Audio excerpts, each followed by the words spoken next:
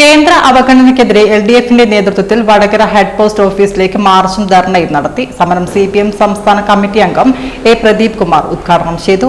കേന്ദ്ര സർക്കാർ കേരളത്തോട് കാണിക്കുന്ന അവഗണനയ്ക്കും സാമ്പത്തിക ഉപരോധത്തിനുമെതിരെ കേരളമെന്ന ഇന്ത്യയിലുള്ള മുദ്രാവാക്യവുമായി LDF സംസ്ഥാന വ്യാപകമായി നടത്തുന്ന പ്രക്ഷോഭ പരിപാടിയുടെ ഭാഗമായി വടകര ഹെഡ് പോസ്റ്റ് ഓഫീസിലേക്കുള്ള മാർച്ചും ധർണയും CPM സംസ്ഥാന committee member A. Pradeep Kumar ഉദ്ഘാടനം ചെയ്തു. സാധാരണഗതിയിൽ ഒരു ശത്രു രാജ്യത്തോട് ഒരു രാജ്യം മറ്റൊരു ശത്രു രാജ്യത്തോട് കാണിക്കുന്നത് പോലെ അക്ഷരാർത്ഥത്തിൽ സാമ്പത്തിക ഉപരോധം ഏർപ്പെടുത്തി ഒരു സംസ്ഥാന സർക്കാരിന്റെ പ്രവർത്തനങ്ങളെ സ്തംഭിപ്പിക്കുക, ജനങ്ങളുടെ ജീവിതത്തെ പൂർണ്ണമായിട്ടും ശ്വാസം മുട്ടിക്കുക, നിങ്ങളുടെ എല്ലാ ചലനങ്ങളെയും നിശ്ചലമാക്കി കളയുക,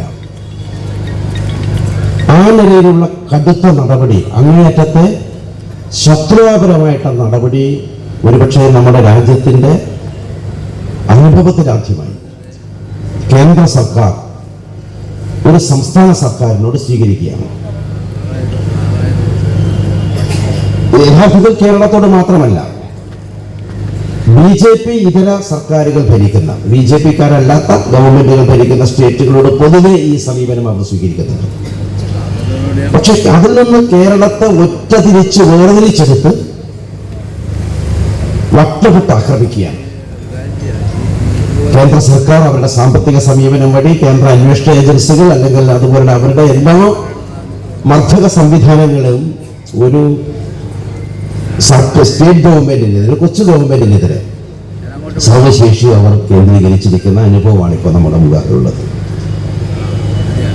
അതിന്റെ ഏറ്റവും ഒടുവിലത്തെ ഉദാഹരണമാണ്, അത് ഇപ്പോൾ ഈ ഗവൺമെന്റ് കഴിഞ്ഞ കുറെ നാളുകളായി തുടർന്നു വരുന്നതിന് ഒടുവിലത്തെ ഉദാഹരണമാണ് ഈ കഴിഞ്ഞ കേന്ദ്ര ബജറ്റ്. കേന്ദ്ര ബജറ്റിൽ ആദ്യമായിട്ട് കേരളത്തോട് ശത്രുത കാണിച്ചതല്ല, വർഷങ്ങളായി ഈ BJP ഗവൺമെന്റ് വന്നതിന് ശേഷം അവർ തുടർന്നു വരുന്ന ശക്തിപ്പെടുത്തിക്കൊണ്ടിരിക്കുന്ന കേരള വിരുദ്ധമായിട്ട് സമീപനത്തിന്റെ ഒരു ഉയർന്ന രൂപം ഈ കേന്ദ്ര ബജറ്റിലും കാണാമെന്ന് മാത്രം. യഥാർത്ഥത്തിൽ കേന്ദ്രം ഭരിക്കുന്ന BJP സർക്കാരിന്റെ സാമ്പത്തിക സമീപനങ്ങൾ നമ്മളെ മാത്രമല്ല ദോഷമായിട്ട് ബാധിക്കുന്നത്, അത് നമ്മളെ പ്രത്യേകമായിട്ട് ആക്രമിക്കുന്നു. ഇന്ത്യയുടെ സമ്പദ്ഘടനയെ തകർച്ചയിലേക്ക് നയിക്കുകയാണ്. ഇപ്പോ കേന്ദ്ര ധനമന്ത്രി നിർമ്മലാ സീതാരാമൻ കഴിഞ്ഞ ബജറ്റ് അവതരിപ്പിക്കുന്നതിന് 2 ദിവസം മുമ്പാണ് സാമ്പത്തിക സർവേ റിപ്പോർട്ട് അവതരിപ്പിച്ചത്. അത് സാധാരണ ഒരു പ്രോസസ്സാണ് ഗവൺമെന്റ് ബജറ്റിന് മുമ്പാകെ ഒരു ഇക്കണോമിക് സർവേ അവതരിപ്പിക്കാനുള്ളത്.